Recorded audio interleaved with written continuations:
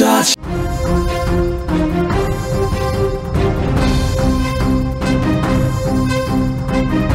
ప్రొద్దుటూరులో కన్న తల్లినే అత్యంత కిరాతకంగా హత్య చేసినటువంటి యశ్వంత్ ఉదాంతం ఎంత సంచలనంగా మారిందో మనందరికీ తెలిసిందే. ప్రస్తుతం అరెస్ట్ చేశారు పోలీసులు, కస్టడీలోకి తీసుకున్నారు, ఆ తర్వాత రిమాండ్కి కూడా పంపించినట్టుగా తెలుస్తుంది. అయితే యశ్వంత్ విచారణలో అనేక అంశాలు బయటికి తీసుకువచ్చినట్టుగా తెలుస్తుంది. యశ్వంత్ విచారణలో చాలా విషయాలను కూడా బయటికి చెప్పినట్టుగా తెలుస్తుంది. అతని బిహేవియర్ పైన కూడా చాలా రకాల కాంట్రవర్సీ నెలకొంది. విచిత్రమైనటువంటి బిహేవియర్ని యశ్వంత్ అక్కడ చూపించారు అనేది కూడా మనకు బయటకు రావడం జరిగింది.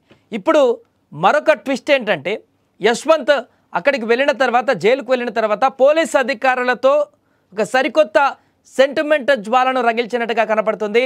నిన్నటి వరకు అసలు ఏమాత్రం పశ్చాత్తాపం లేకుండా, ఏమాత్రం కనికరం లేకుండా, ఏమాత్రం బాధ లేకుండా, కన్న తల్లిని హత్య చేశాను అనేటువంటి ఏమాత్రం కూడా ఆ స్పృహ లేకుండా ఉన్నటువంటి యశ్వంత్కి సడన్గా తన తల్లికి గుర్తుకు వచ్చినట్టుగా ఒక కొత్త సెంటిమెంటల్ డ్రామాకి తెర తీసినట్టుగా కూడా ఒక సమాచారం అయితే తెలుస్తుంది.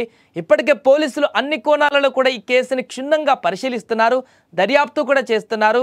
అతను మానసిక స్థితిపైన కూడా అబ్జర్వ్ చేస్తున్నారు. హైదరాబాద్లో ఎలా ఉండేవాడు, ఎవరితో ఉండేవాడు, అతను ఏ రకంగా ప్రవర్తించేవాడు, దీనికి సంబంధించి కూడా ఆరా తీస్తున్నారు. ఈ నేపథ్యంలోనే నిన్న ఆల్రెడీ నేనే దేవుణ్ణి అంటే నమ్మలేదు కాబట్టే తన తల్లిని చంపేశాననేటువంటి ఒక అంశాన్ని తను తెరపైకి తెచ్చినట్టుగా, అదేవిధంగా డబ్బులు అడిగితే ఇవ్వలేదు కనుకే చంపేసినట్టుగా, ఇలా రకరకాల అంశాలు కూడా తెరపైకి రావడం జరిగింది. ఇలాంటి సందర్భంలోనే ఏమాత్రం కూడా సంబంధం లేకుండా ఒక్కొక్క విషయం బయటకు వస్తుంది.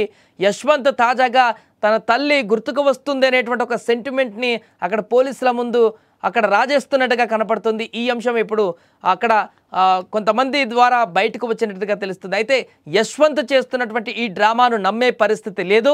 యశ్వంత్ పూర్తిగా ఒక క్రూరమైనటువంటి చర్యకు పాల్పడ్డాడు. ఒక సైకోగా బిహేవ్ చేస్తూ సొంత తల్లినే అక్కడ ఈ రకంగా హత్య చేసినటువంటి ఘటనను మనం చూసాం. అలాగే అటు యశ్వంత్, అదేవిధంగా చనిపోయినటువంటి లక్ష్మీదేవి బంధువులు కూడా నేను మాట్లాడడం జరిగింది. యశ్వంత్ ఎప్పుడు కూడా తన తల్లిని కన్న తల్లిగా భావించలేదు. తను ఎప్పుడు కూడా దురుసుగా ప్రవర్తించేవాడు. కేవలం డబ్బుల కోసం మాత్రమే తప్ప తన తల్లితో ఇంకే విషయాల్లో కూడా మాట్లాడేవాడు కాదు. అదేవిధంగా పూర్తిగా తన తల్లి మీద కమాండ్ డిమాండ్తోనే మాట్లాడేవాడే తప్ప పూర్తిగా గౌరవం లేకుండా, ప్రేమ లేకుండా ప్రవర్తించేవాడే తప్ప ఎప్పుడు కూడా కన్న తల్లి అనేటువంటి విషయాన్ని కూడా దృష్టిలో పెట్టుకోలేదంటూ కూడా ఆ యొక్క బంధువులు కూడా వెల్లడించడం జరిగింది. ఈ నేపథ్యంలోనే లక్ష్మీదేవిని కూడా చాలా సందర్భాల్లో తన కొడుకుని ఎక్కడ ఫంక్షన్లకు కూడా తీసుకురాలేదు.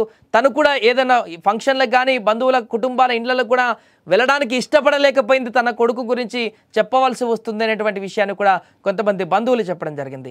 సో మొదటి నుంచే యశ్వంత్ చాలా క్రూరంగా తన తల్లి పైన ఒక ఇంటెన్షన్ని క్రియేట్ చేసుకున్నాడు. తన తల్లిని శత్రువుగా భావించాడు. తన తల్లిని పూర్తిగా ఎనిమిగా తను క్రియేట్ చేసుకున్నాడు. అంతేకాకుండా తన ఆగ్రహావేశాలని పూర్తిగా తన తల్లి పైన చూపించాడు. అదే కారణం చేత ఒక సైకోలాగా మారి, ఒక క్రూరత్వంగా మారి, రాక్షసుల్లా మారి ఈరోజు పూర్తిగా తన తల్లినే ఈ లోకంలో లేకుండా చేసినటువంటి ఒక దుర్మార్గం అయితే మనకు కనిపించింది.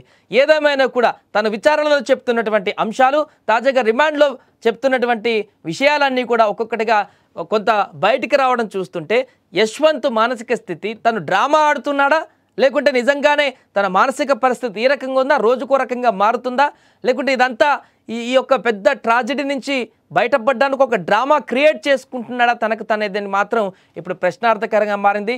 ఏదేమైనా కూడా తల్లిని చంపినటువంటి యశ్వంత్ ఘటనలో రోజుకొక అంశం బయటికి రావడం అయితే సంచలనంగా మారింది.